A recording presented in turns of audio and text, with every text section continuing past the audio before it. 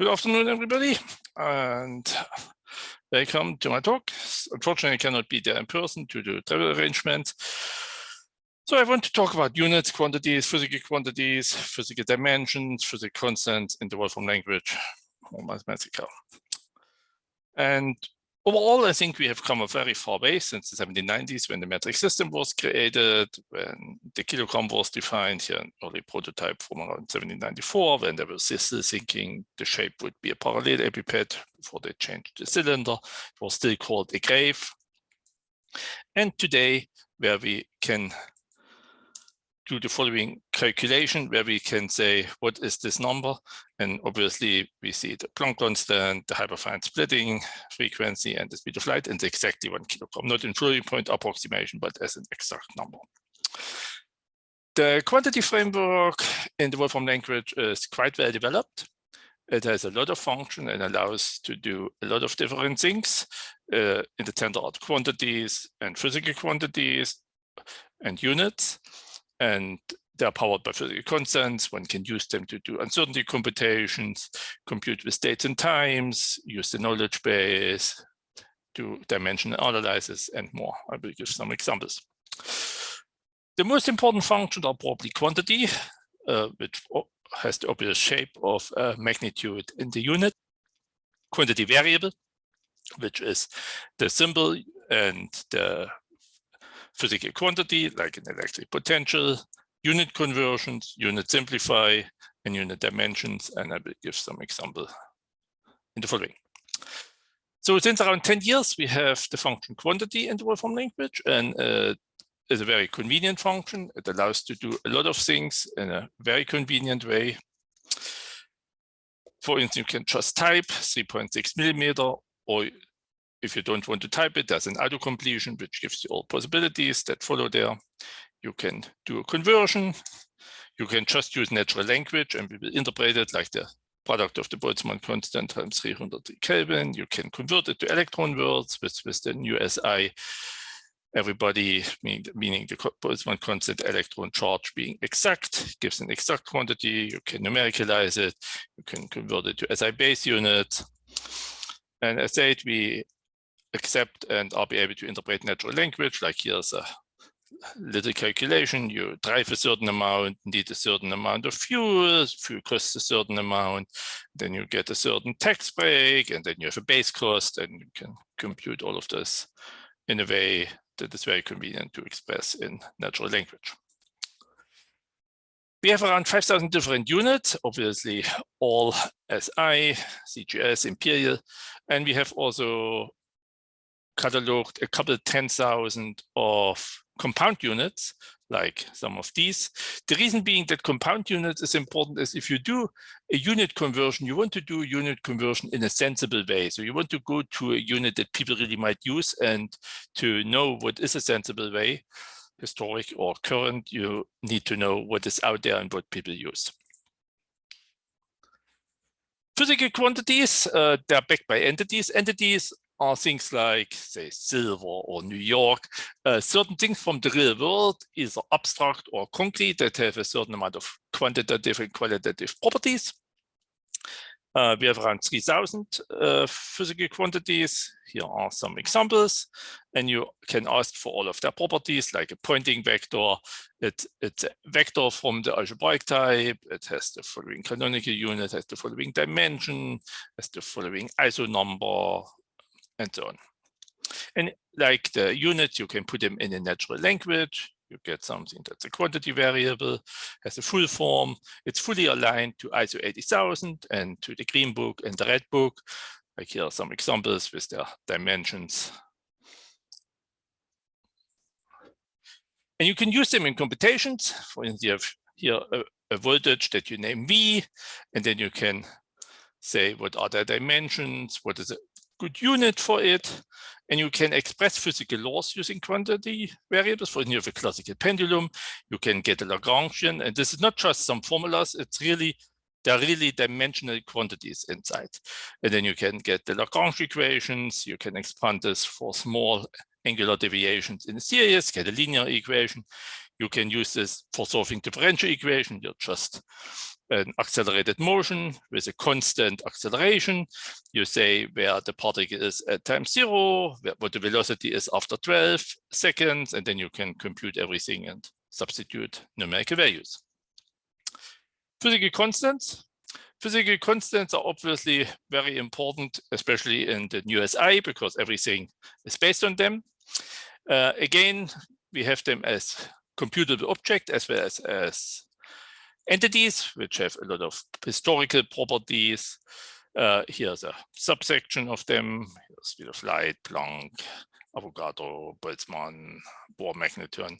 And as much as possible, they are exact as long as the definition allows it, but we can of course always numericalize it and convert them. Here are some examples. You see many of them have infinite precision. Some have pretty good precision of 10 digits and more, but there are also things that we know barely, like cosmological constant. We do not even have 2 verified digits these days. And they're also backed by entities, as I just mentioned, and the entities have a lot of very useful for really working with them properties. For instance, for the Bohr radius, you can get equivalent forms, which is very nice. You can use for a lot of algebraic computations. You can very carefully work out what are the relevant precisions, because the precisions are not the same for each of them, because various ingredients and simplifications could happen and the precision could be a little bit higher or lower. And here is a plot of all the order of magnitude in SI base units of the 300 physical constants that we currently have. And you can use them in computations. Here are 2 little examples. Everybody knows Newton's famous law of gravitation. Here's the potential. In the last years, we are pretty sure that the first terms due to quantum gravity will have this form, independent how the details of quantum gravity at high energies look like. This should be the low energy limit. This has been over last year, I think, is the final calculation, so that there's no doubt about it anymore carried out. When you can look like how much do they deviate, and for the Earth's mass, the difference is 5 times 10 to the minus 84. So probably nothing we will observe in my lifetime. A little bit more down to Earth. We know that E over h squared is the famous Klitzing constant, resistance. And we know since 2010, due to the work of Benin, that there are high field corrections. The first one is B squared in QED.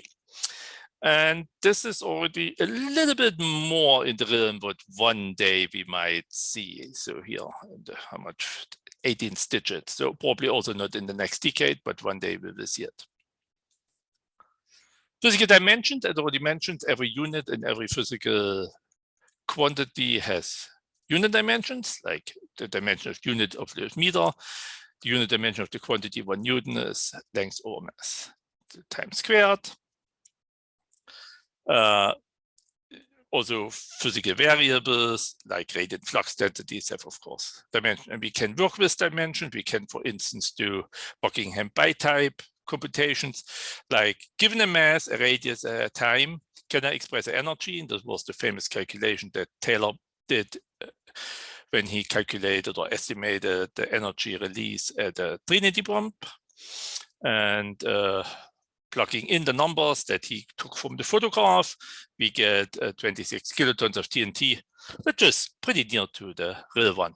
And we can do this with much more complicated things, like take all typical physical quantities that you have in classical mechanics, time, length, speed, acceleration, force, pressure, momentum, power, energy, action, and form a basis, an algebraic basis of all algebraic relations. Obviously, we have something like length is time times velocity, which we know from uniform motion, but there are much more interesting ones between pressure, momentum, and action. And especially relevant in modern times is we don't want to be a closed system. We want to work with the outside world. So we have actually worked a lot to connect in an efficient and semantically meaningful way, especially to Wikipedia and Wikidata. For instance, here is the moon, and tell me something about the moon. And you see, after importing the wiki data from the moon, we have here things like the area, the density, but they're not just some strings or just numbers. They're really meaningful quantities. So we know exactly what they are. So we can do semantically meaningful computations on them. And like things like physical quantities itself are in Wikidata. So we align to Wikidata. So we have an external identifier, this Wikidata with this Q number, which is an area. And reversely, if we have a physical quantity, say pressure, we know what's the thing in Wikipedia, what is the corresponding Wikidata ID, so that we could look up their pressures of various gases and other things. We also have, as I showed a little bit in the beginning, quite decent functionality to do interpretation of natural language. Here is a mock text file. I just have it here as a string in my notebook. 2 kilogram, 22.8 degrees Celsius, 12 feet. And as mentioned, interpreter quantity is this magic function that allows to interpret this, and all of them then come out as semantically computable objects. Obviously, sometimes this is not unique. If you have, say, 12C, people write all things for 12C. This could be 12 times the speed of light, or it could be 12 cent. This could be American cent or Canadian cent. And there's the possibility you can get a list of all possibilities, what it could be, and then you can programmatically, depending on your context, take things out. So what I have described so far is mostly classical units, classical in the sense of units and quantities that are used in physics, mass lengths. But real world needs many things that are outside of this. For instance, currencies. And currency have the unpleasant feature that they are time dependent, especially the conversion rate. So here is a representation of 22 euros per hour, and you could convert it, say, in US dollars per minute. And by default, this assumes right now, but you could also specify you want the euro from 1st of January of 2000, and then you could convert it to one from 1st of January of this year. And it would be equivalent to €1.44 to inflation. Then Angus, we do consider Angus to be a base unit. The advantages we get from this are far greater than any negative thing. For instance, we can then uniquely decide if you have an angular velocity, it really is an angular velocity because there's an angle present. And there's a recent paper that discusses in great detail in arXiv what are all of the advantages of this. Another big extension we have are counting units. Like for food, you need 5 slices of bacon, 8 cloves of garlic, 200,000 web hits. And if you especially work with real life, from food to socioeconomics, you need counting units like cows, sheep, to properly express things in data formats. Then there are also non-SI unit. We don't support them absolutely uniform everywhere, but in various places. So because especially in theoretical physics, you want to use a blank, Hartree, Lorentz Heaviside, Stoney units, and we can convert physical laws. Say we have a collection of physical laws in formula data. Here's like the classic Coulomb law in SI, and we can convert it to various other unit systems after the dimensionalization. So here's a couple of quick examples. From the Wolfram knowledge base, they get for the metallic elements, the electrical conductivity and the thermal conductivity. So this is obviously the electrical one, this is the thermal one. Note that the thermal conductivity has the unit watts per Kelvin different because we have a bar and with some different temperatures on the side. And then we plot it and we expect them to be on the line due to the famous Wiedemann-Franz law. We can calculate the average slope at, say, 300 Kelvin, and we get this value, which is a little bit different from the classic Lorentz number, mostly because 300 Kelvin is really the temperature where Wiedemann-Franz doesn't work very well. Lower and larger would be better to do a variety of phonon and other quantum effects. And this one is interesting. That's why I want to bring your attention to it. The classic Lorentz constant is per Kelvin squared. But as we saw, as it's formed, there is a real Kelvin, an absolute temperature Kelvin from the division of the temperature, and there's a Kelvin's difference from the thermal conductivity that we saw above. So those are little things, especially temperature difference, where one has to be careful in real calculations. Well, here another examples.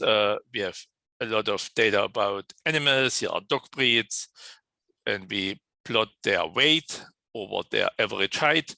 And there are various metabolic scaling laws. It's conjectured that this is to be for dogs and related mammals around 2.4, this exponent, so not 3 as one might maybe expect for some assume a cubical dog. And if we fit this data, we get as an exponent 2.400. So that's an excellent law. Computational chemistry, here's a caffeine molecule represented as a molecule object in the Wolfram language. We can get a molar mass, certain energies from their arrangement, principal moments, and many more things. Same for RNA and DNA sequences, proteins, or for chemical formulas. And for chemical formulas, we can, of course, a little bit more. We can do things that are, in quotes, dimensional, not consistent, like we have 10 milliliters of water. We can convert it into moles because for a given temperature and pressure, we know the equation of state, and we can do the conversion with this function chemical convert. Times, that's a whole own talk potentially. We have a whole bunch of times where we very carefully are able to convert between them. Obviously, we need units to do this because the difference are various time offsets.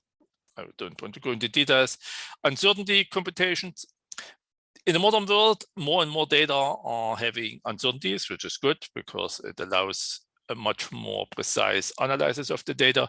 For instance, exoplanets are always given with uncertainties in their masses and the orbit parameters, so you can plot them and compute with them. Here are some computations that go outside of just around with uncertainty calculation. We can do real transformations with probability distributions. Assume you have some Ohm's law where the voltage obeys a Wigner circle law and the current is uniform distributed, that you can symbolically calculate the average, the variance, the standard deviation, even the closed form for the distribution. So in summary, there is a lot of things in the Wolfram language related to units. We have really put a lot of work in this since the last nearly 15 years that we are working on it. And here is an overview on this page, the Wolfram language documentation. And if you have any question about units, unit systems, how to interpret natural language, how to convert from other formats to other formats, don't hesitate and send me an email.